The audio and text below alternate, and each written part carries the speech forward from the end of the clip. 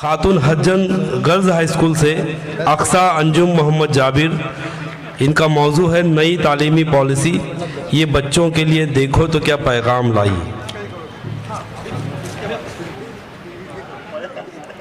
صدر علی قدر، اصحاب نقد و نظر اور سامعین سخن پرور، السلام علیکم۔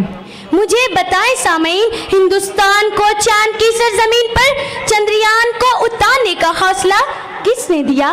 راکیش شرما خلا میں پہنچ کر کیوں گانے لگا کہ سارے جہاں سے اچھا ہندوستان ہمارا؟ صدر جمہوریہ عبدالکلام کو میزائل مین کس نے بنایا؟ حوالدار عبدالحمید اور بریگیڈیئر عثمان کو پاکستان کے مقابلے میں ہندوستان کی سرحدوں پر جان قربان کرنے پر کس چیز نے ابھارا؟ یقیناً آپ کے قلب سے آواز آ رہی ہوگی کہ بے شک یہ سارے کارنامے تعلیم سے ہی انجام دیے گئے ہیں۔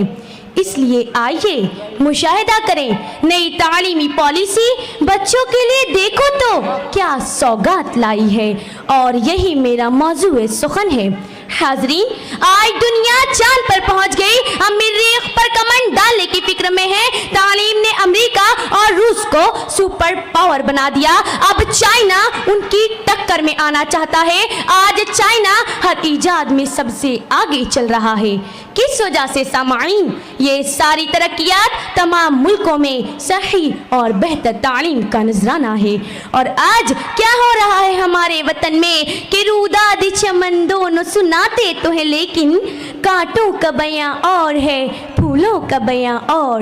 مشاہدہ کیجئے جناب، نئی تعلیمی پالیسی میں کامل طور سے آپ کو نظر آئیں گے ہندوتو اور بھگوا کرن کے نظریات، اور اسی وجہ سے ہندو برادران وطن کی جو نسل تیار ہو رہی ہے وہ فرقہ واریت کے جذبات سے پرورش پا رہی ہے۔ دیکھ لے تاریخ کے اوراق جو نئی تعلیمی پالیسی کے تحت لکھے گئے ہیں، ہندو لیڈروں کو ایسا بتانے کی پوری کوشش کی گئی ہے جیسے صرف وہی بہادر جنگجو اور نڈرتے فرنگی طاقتوں کے سامنے۔ کہیں نہیں ملے گا آپ کو تذکرہ صادق پور کے علماء کرام کا، جن کے گھر عین عید کے دن انگریزی فوج نے گرا دیے تھے۔ آج نئی تعلیمی پالیسی کا اثر یہ ہوا کہ گزشتہ دنوں میں میوات کے قصبہ نوح میں 700 مکانات کو بلڈوزر سے ڈھا دیا گیا۔ جلیان والا باغ میں جس طرح سے چار دیواری میں گھیر کر گولیاں برسائی گئی، بالکل وہی نقشہ آپ کو مراد آباد کی عیدگاہ میں دیکھنے کو ملا تھا۔ کوئی لیڈر نہیں کہتا اپنے اسٹیج سے کہ مذہب نہیں سکھاتا آپس میں بیر رکھنا، ہندی ہے ہم وطن ہے ہندوستان ہمارا۔ جناب من، اگر آپ فرقہ واریت اور دلوں سے نفرت نکالنا چاہتے ہیں تو عدل انصاف کے ساتھ ہندو حکمرانوں کے ساتھ ٹیپو سلطان، سراج الدولہ اور بہادر شاہ ظفر کا بھی اچھے الفاظ میں تذکرہ کیجیے کہ کس طرح سے انگریزوں نے ان کے 3 شہزادوں کے سر کاٹ کر ناشتے کے دسترخوان پر بادشاہ کے سامنے پیش کیے تھے۔ ہمیں انکار نہیں کہ بھگت سنگھ اور سکھ دیو نے پھانسی کے پھندے کو اپنے گلے میں ڈال کر شہید وطن کہلائے، مگر اشفاق اللہ خان کا بھی تو تذکرہ کیجئے، جنہوں نے پھانسی کی رسی کو چوم کر کہا تھا کہ سرفروشی کی تمنا اب ہمارے دل میں ہے، دیکھنا ہے زور کتنا بازوئے قاتل میں ہے۔ جناب من، کیا یہ فرقہ واریت نہیں کہ جہاں مسلم حکمرانوں کا ذکر آیا صرف 3 لائنوں میں بات ختم کر دی جاتی ہے؟ بلکہ دیکھو تو نصاب کی کتابوں میں وہ مولانا ابوالکلام آزاد جو احمد نگر کی جیل میں رہے اور بیوی کے جنازے میں شرکت سے محروم رہے، آزاد ہندوستان کے پہلے وزیر تعلیم بنے، ہمیشہ گاندھی جی اور پنڈت نہرو کے ہم سفر اور ہم پیالہ رہے، ان کا ذکر بھی صرف 3 سطروں میں ہے۔ حاضرین کرام، انہی ناانصافیوں کو دیکھتے ہوئے ہندوستان کی سپریم کورٹ نے 2 قابل ذکر مشاہدات کی جانب سے مرکزی حکومت کی توجہ مبذول کروائی ہے۔ محترم جج صاحبان، نوٹ کیجئے، نمبر 1، آج کی تعلیم انسانی رویے کی اصلاح کرنے میں ناکام رہی ہے۔ نمبر 2، شرح خواندگی میں اضافے کے ساتھ ہی انسانی اقدار زوال پذیر ہیں۔ دراصل نئی تعلیمی پالیسی کا مقصد تو یہ ہونا چاہیے کہ اس سے طلبہ کی ہمہ جہت نشو نما ہو۔ اس میں computer application, law and public administration education جیسے مضامین شامل کیے جائیں جس سے طلبہ کو ملازمت اور حصول روزگار میں آسانی ہو، اور یہی نئی تعلیمی پالیسی بچوں کے لیے حقیقی سوغات ہوگی۔ شکریہ، خدا حافظ۔ میں Rais high school and junior college کے سابق معلم اور الحمرہ ایجوکیشن سوسائٹی کے اعزازی جنرل سیکریٹری وقار مومن صاحب سے درخواست کرتا ہوں کہ اس طالبہ کو اعزاز سے نوازیں۔ وقار مومن سر یہاں تشریف لے آؤ بیٹا۔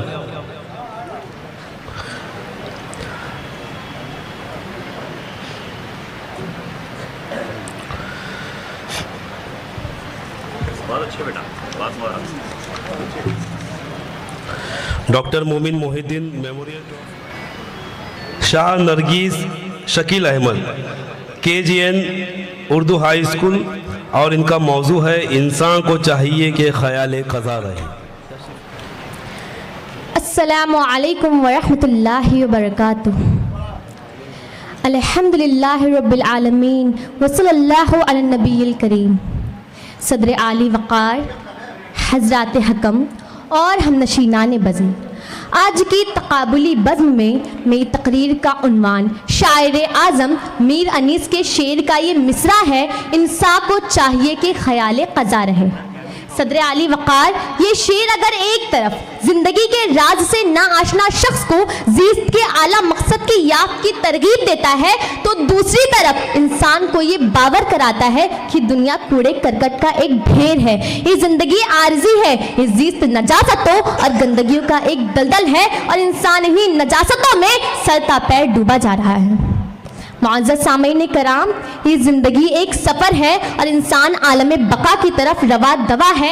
ہر سانس عمر کو کم اور ہر قدم منزل کو قریب تر کر رہا ہے۔ جس کو اپنی منزل کا ادراک و شعور ہوتا ہے، اگرچہ راستے میں اس مسافر کو کئی دل فریب مناظر، خوشنما اقامت گاہیں اور ٹھنڈے سائیں اپنی جانب کھینچتے ہیں، مگر وہ ان کو نظر انداز کرتا ہوا اپنی منزل کی جانب بڑھتا چلا جاتا ہے۔ موت زیادہ ہے، موت منزل ہے، موت زیادہ ہے، موت منزل ہے، موت ہی زندگی کا حاصل ہے۔ دوستو، خالق کائنات نے ہر جاندار کے لیے موت کا وقت مقرر اور جگہ متعین کر دی ہے۔ موت ایسی شے ہے کہ دنیا کا کوئی بھی شخص، خواہ کافر ہو یا فاجر، حتیٰ کہ دہریہ ہی کیوں نہ ہو، موت کو یقینی مانتا ہے، کیونکہ بڑی بڑی مادی طاقتیں اور مشرق سے لے کر مغرب تک قائم ساری حکومتیں موت کے سامنے عاجز و بے بس ہے۔ موت بندوں کو ہلاک کرنے والی، بچوں کو یتیم کرنے والی، عورتوں کو بیوہ بنانے والی، دلوں کو تھرانے والی، آنکھوں کو رلانے والی، بستیوں کو اجاڑنے والی، جماعتوں کو منتشر کرنے والی، لذتوں کو ختم کرنے والی، امیدوں پر پانی پھیرنے والی، ظالموں کو جہنم کی وادیوں میں جھلسانے والی اور متقیوں کو جنت کے بالا خانوں تک پہنچانے والی شے ہے۔ ملے خاک میں اہل شاہ کیسے کیسے، ملے خاک میں اہل شاہ کیسے کیسے، مکی ہو گئے لامکا کیسے کیسے، ہوئے نامور بے نشاں کیسے کیسے، زمیں کھا گئی آسماں کیسے کیسے۔ جناب، موت نہ چھوٹوں پر شفقت کرتی ہے، نہ بڑوں کی تعظیم کرتی ہے۔ موت نہ نیک صالح لوگوں پر رحم کرتی ہے، نہ ظالموں کو بخشتی ہے۔ کسی نے کیا خوب کہا ہے، اجل ہی نے چھوڑا نہ کسرا نہ دارا، اجل ہی نے چھوڑا نہ کسرا نہ دارا، اسی سے سکندر سا فاتح بھی ہارا۔ جگہ جی لگانے کی دنیا نہیں ہے، یہ عبرت کی جا ہے، تماشا نہیں ہے۔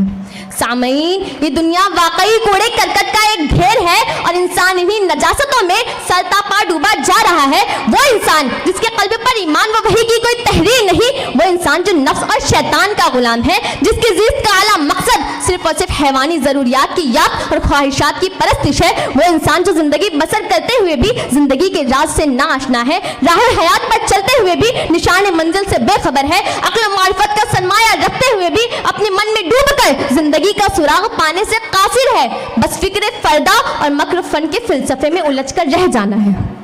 کیا انسان کی تخلیق کا مقصد یہی کچھ ہے؟ آخر یہ تمول و آسودگی، یہ خوش پوشی و جامع زیبی، یہ دلکشی و رعنائی، یہ ناز و نعمت اور یہ زیب و زینت، یہ عمدہ خوشبو اور اعلیٰ ملبوسات، یہ حسن و جمال، یہ زلفوں کی تراش و خراش، یہ ٹیپ ٹاپ اور یہ بناوٹ و سجاوٹ، یہ چاہتوں کی دنیا اور یہ محجبینان عالم کا مرکز توجہ بننا، کیا یہی سب کچھ زندگی کی اعلیٰ قدریں ہیں؟ کیا ہماری تخلیق کا مقصد یہی ہے؟ کبھی سوچا بھی ہے کیوں دنیا میں آئے ہیں؟ کیا کیا ہمیں اس لیے پیدا کیا گیا ہے کہ بابر با عیش کوش کے عالم دوبارہ نیست؟